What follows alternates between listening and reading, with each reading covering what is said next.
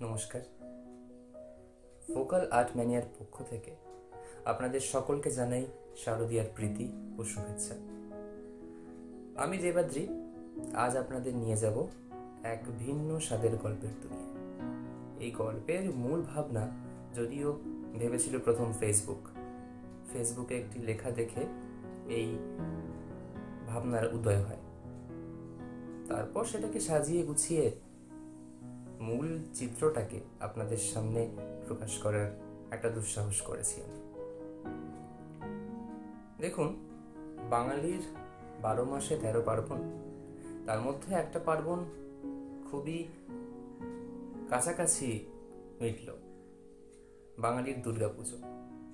সেই দুর্গাপুজোর পরে এখন নতুন করে আপনারা সেজে উঠছেন লক্ষ্মী পুজোর জন্য, এরপর সাজবেন কালী পুজোর জন্য, তারপর ভাদ্রে দ্বিতীয়া, কত কি। তো আজকের রাতটা পোহালেই, মানে বৃহস্পতিবার 29শে অক্টোবরের রাতটা পোহালেই আপনারা লক্ষ্মী পুজোর জন্য সাজো রব ফেলে দেবেন। বাড়ি বাড়ি পণ্ডিত মশাইয়ের আনাগোনা হবে, নতুন নতুন ফলমূল মিষ্টি ভোগ চড়ানো হবে, ঘটে ডাব পাতা হবে, অনেক কাজ। এই কাজগুলোর মাঝে একটু ছোট্ট দৃষ্টি ফেলে দেওয়া যাক না পিনাকি এবং তমসার দিকে। না, এটা কোনো প্রেমের গল্প নয়। পিনাকি এবং তমসা অবশ্যই দুই বিপরীত লিঙ্গের মানুষ, কিন্তু তার মানে তারা প্রেম করছে তা নয়। তাদের একজনের চোখ খুলে গিয়েছিল সেই দিনটার পর থেকে। সে বুঝতে শিখেছিল পিনাকি ঠিক কি বলতে চাইত। সে বুঝতে শিখেছিল কিভাবে মানুষজনদের দেখা উচিত, কিভাবে তাদের জাতটা তাদেরকে বুঝিয়ে দেওয়া উচিত। কোন ঘটনা? আসুন শুনে নিই। ঘটনাক্রমে যাওয়ার পূর্বে তমসা সম্বন্ধে জেনে নেওয়া একটুখানি প্রয়োজন। তমসা ছোটবেলা থেকে পড়াশোনায় বেশ ভালোই রেজাল্ট করা মেয়ে, বাড়ির খুবই বাধ্য, যার ফলে কোনো ভালো কাজ করলেই বাড়িতে উৎসব হয়। এই তো সেদিনকে বাবার সাথে বাজারে বেরিয়েছিল। ফিরতি পথে এক ভিক্ষুককে দেখে মেয়েটির মনে বড় মায়া হয়। সে তাকে একটা কয়েন দেয়, পরক্ষণেই সেটা ফেরত নিয়ে তাকে আরো 10টা কয়েন দেয়, টোটাল 10 টাকা। এরকম উদারতা আজকালকার মেয়েদের মধ্যে প্রায় দেখা যায় না।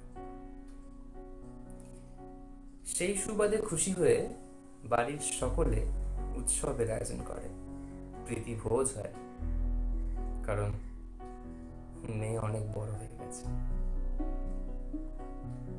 তমসার সবকিছুই খুবই দয়ালু। ছোটবেলা থেকেই ভিক্ষুকদের এরকম দেখে তার মন কাঁদে, কষ্ট হয়।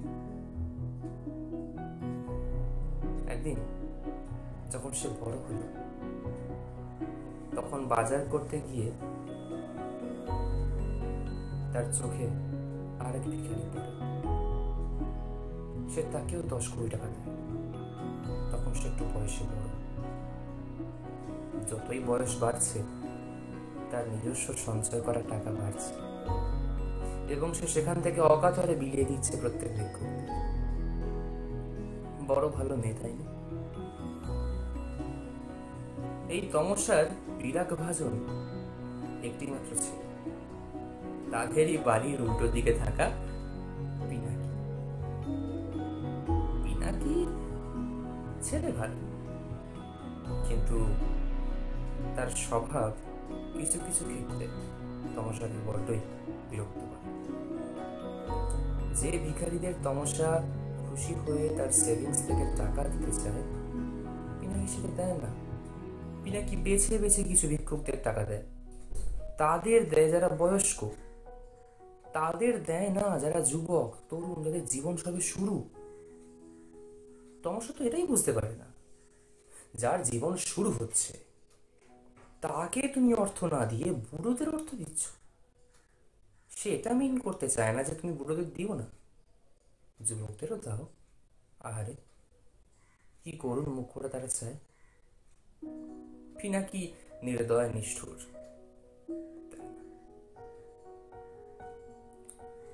একদিন লক্ষ্মী পুজোর জল চৌকি আনতে তার আগের দিন তমসাকে দোকানে পাঠায় তার মা।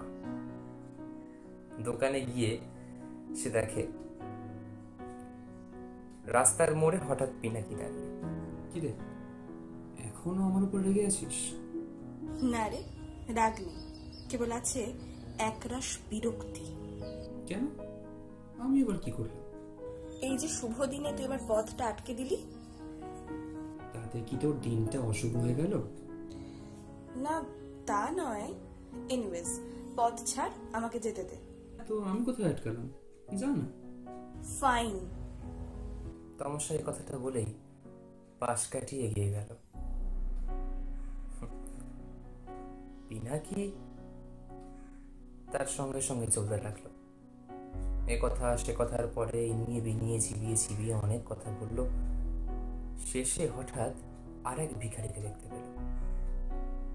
তমসা যেই দেখলো সে ভিখারিটি যুবক, হাত পেতে কিছু চাই, তার খুবই কষ্ট হলো। সে তখনই তার প্যান্টের ভেতর হাত ঢোকালো টাকা বের করার জন্য। তাকে পিনাকি আটকালো, হাতটা শক্ত করে ধরে বলল, দাঁড়া, যেখানে সেখানে টাকা দিস না। তমসা অমনি মুখ বেঁকিয়ে বলল, আমার জমানো টাকা আমি কোথায় দেব আমি ভাববো। সে তো নিশ্চয়ই, কিন্তু তাও তোর হিতাকাঙ্ক্ষী হিসেবে বলবো কিছুক্ষণ ওয়েট করে যেতে। কিসের জন্য? পিনাকি সেই যুবক ভিখারিটির কাছে গেল, হাঁটু গেড়ে তার সামনে বসে তাকে জিজ্ঞেস করল, তোমার টাকার দরকার? হ্যাঁ, কেন দরকার? আমার কাছে টাকা নেই বাবু। বাঁচবো কেমন করে? টাকা কি যাওয়ার জিনিস? এসবের জন্য রোজগার করতে হবে। কিভাবে বাবু? কিভাবে আবার? এত মানুষ যেভাবে করে সেভাবে শ্রম করতে হবে। কে কাজ দেবে বাবু? আমার তো কোনো কাজ নেই। কাজ? তোমার কাজ চাই। তখন পিনাকি এক অদ্ভুত কাণ্ড করে বসে। তক করে দাঁড়িয়ে পড়ে পাশের একটা দোকান থেকে মিনারেল ওয়াটারের 8খানা বোতলের সেট কিনে আনে। প্লাস্টিকে মোড়া 8টা বোতলের সেট। সেই সব সেটগুলোকে চারপাশে বসিয়ে রেখে পিনাকি বলে, একটা বোতল পাবো প্লিজ? তখন ভিখারিটি হাঁ করে তার দিকে তাকায়।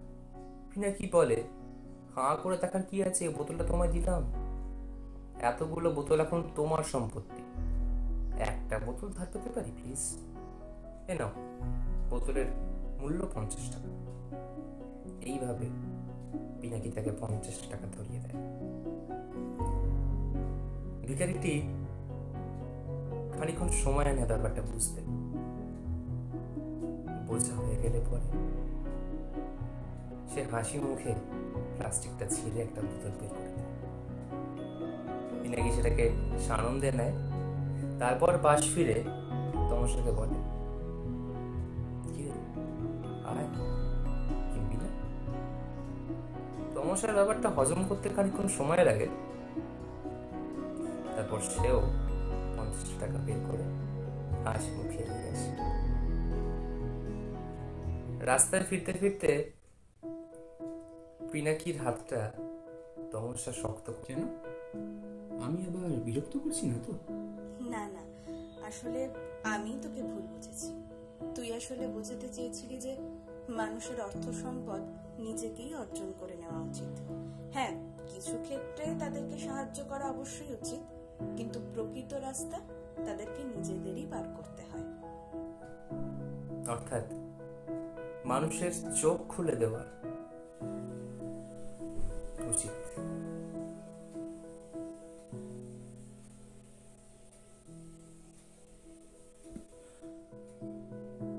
আমরা যারা ভিক্ষুকদের পয়সা দিই, তাদের বয়স, তাদের কর্মদক্ষতা কর্মক্ষমতাকে তুচ্ছ করেই টাকা দিয়ে দিই। যারা সত্যি বয়স্ক, যারা গরিব, তাদেরকে টাকা দেওয়া উচিত। কিন্তু যারা যুবক, তাদের প্রতি খরচা অবশ্যই করো, কিন্তু ওদের সক্ষম করে তুলতে সাহায্য করো। তারা নিজের পায়ে দাঁড়াক, কোনো কাজ ছোট নয়। 8 সেটের একটা বোতল বিক্রি করাতে কোনো লজ্জা নেই। যে বিক্রি করছে সে জল সংস্থান করাচ্ছে, ওটাও একটা কাজ। রোজগার করো, ভিক্ষে নয়। ভিক্ষে করলে সারা জীবন অবহেলিত হয়ে থাকবে, লোকে পায়ে পিষে চলে যাবে। কিন্তু রোজগার করলে অন্তত বলতে পারবে যে আমি কিছু দিয়ে কিছু পেয়েছি, কেউ আমায় বিনিময়ে কিছু দেয়নি।